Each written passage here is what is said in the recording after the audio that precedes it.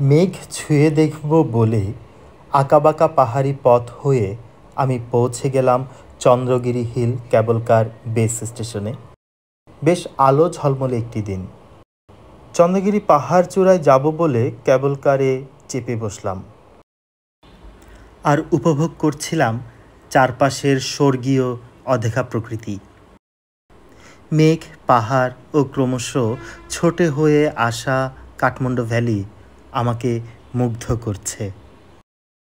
ধীরে ধীরে আমি অনুভব করতে থাকলাম মেঘের শীতল বাতাস আমাকে ছুঁয়ে যাচ্ছে। একসময় আমি নিজেকে আবিষ্কার করলাম মেঘের মাঝে। মেঘের রাজ্যে ভেসে কেবল কার যখন চন্দ্রগিরি পাহাড়ের চূড়ায় নিয়ে গেল, তখন আমি মেঘের মাঝে ঘুরে দেখছি চারপাশ। এ পাহাড়চূড়া সমুদ্র পৃষ্ঠ থেকে প্রায় ৮,০০০ ফুট উচ্চতায়। এখানে আমার অনুভবে অজানা এক অনুভূতি।